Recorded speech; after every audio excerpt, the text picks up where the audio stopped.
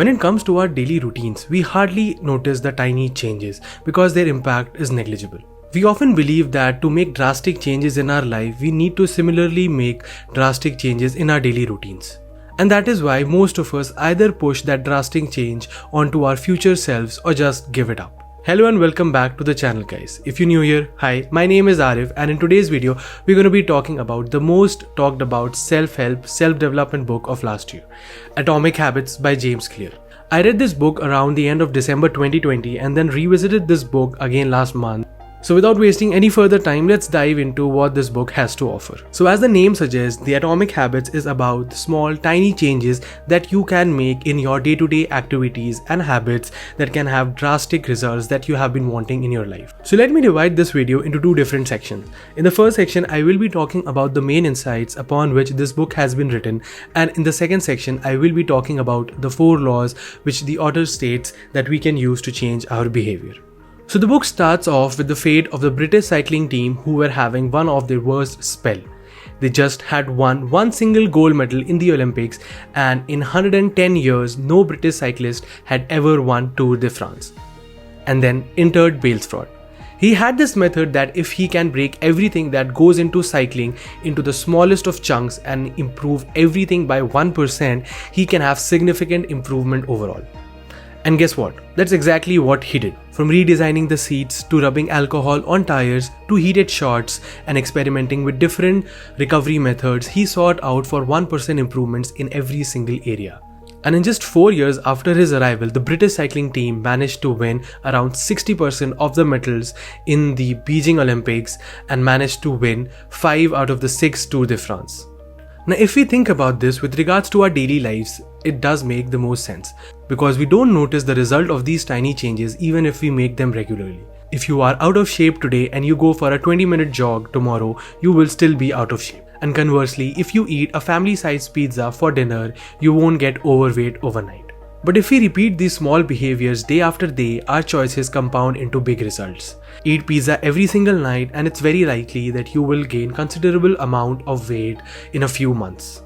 Go for a jog 20 minutes every day and in a few months you will be leaner and fitter even if you didn't notice any changes in the initial few days or weeks.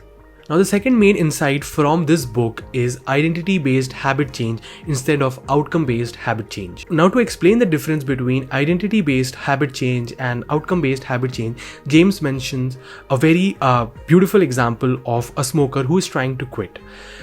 If you are seeing this from a perspective of an outcome-based change, that person when offered a smoke would probably say, no thanks, I'm trying to quit, because that person still hasn't registered that identity in his mind. But if you think this from a perspective of identity change, that person when offered a smoke would probably say, no thanks, I'm not a smoker. And this subtle change from outcome-based habit change to an identity-based habit change can make drastic changes in your lives. Now let's move on to the second half of the video and talk about the 4 laws of behavior change. Make it obvious. Now when you wake up in the morning, what is the first thing that you do? If you are like most people, you go to the washroom, brush your teeth and freshen up. And this is a habit, but you have repeated this so many times in your life that this has become second nature to you. You don't need to think about it and it just happens automatically. And there are many ways by which you can make a habit obvious. Now, one of the most common mistakes we make when we are trying to stick to a habit is basically not making it clear enough for us. Let's take an example. I have a sticky note and I write on it gym and laundry. Now when I look at the sticky note, I know that I have to complete these 2 tasks, but since there is no clarity and it is not obvious what I need to do here, I mean, gym can even mean pay for the subscription of the gym or look for proper form videos on YouTube. So here, to make it more obvious, take the same note and write, I will do my laundry at 10 PM tonight before I go to bed. I will go to the gym and do a full body workout at 7 PM tonight. Make it attractive.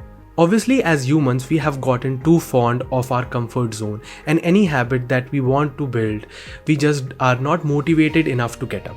So what we need to do is make that habit attractive. And a great technique for this is temptation building. That's when you take a behavior that you think of as important but unappealing and link it to a behavior you are automatically drawn to. Now this one is particularly helpful because I have been using this ever since I first read this book. So a very nice example for this is this last month I was listening to an audiobook which I was really into, and I wanted to finish it as soon as possible.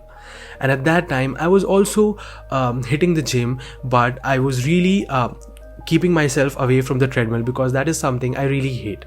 I would go to the gym, I would do the weights, but I would not hop onto the treadmill. So what I did, I linked the audiobook behavior to the treadmill behavior. I made it clear to me, I made a promise to myself that I will only listen to this audiobook when I am on the treadmill. And that is how I linked a behavior that I was automatically drawn to, listening to that particular audiobook, to something that I really didn't want to do. Make it easy. One of the best techniques that James mentions in the book to stick to a habit is to follow the 2-minute rule. Now, the basic principle of the 2-minute rule is whatever activity, whatever habit that you want to instill in yourself, just do it for 2 minutes and then you are allowed to leave it. If you want to read more but you are putting it away, just tell yourself that you will probably read a book for just 2 minutes and then put it away. Chances are, after reading it for 2 minutes, you will probably or most likely go on. Same goes for if you want to go out for a walk, if you want to hop onto a treadmill, if you want to learn to play the guitar, just tell yourself that you will be doing that activity only for 2 minutes and then you can go on to whatever you want. The chances are, again, after 2 minutes you are likely to continue your walk. After 2 minutes you are likely to continue that jog. After 2 minutes you are likely to continue playing that instrument that you want to learn. Make it satisfying.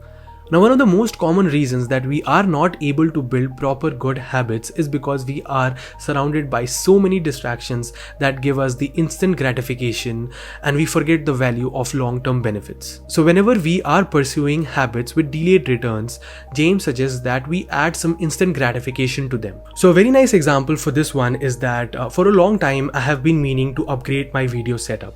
And on a completely different topic, I also want to eat out less and cook home food and get healthier. So what I did, I combined both the things.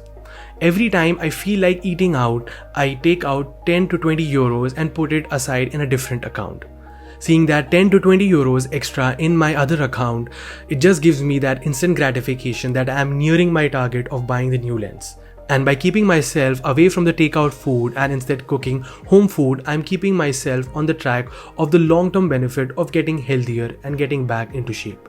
So the beauty of this book is that it shows us the power of the small atomic changes rather than drastic ones, the power of identity-based habit change rather than outcome-based habit change, and how these small changes over time can compound into drastic results that we have been wanting in our lives. And yeah, this was my video on the book Atomic Habits by James Clear. There are a few other books that I read, but I wanted to keep this video just about this one. And I'm going to be making another video soon about 10-20 books that you should read, so watch out for that one. And if you haven't already done so, do consider subscribing to the channel. And if you like this video, do give it a thumbs up, and as always, thank you for watching and I'll see you in the next one. Bye bye.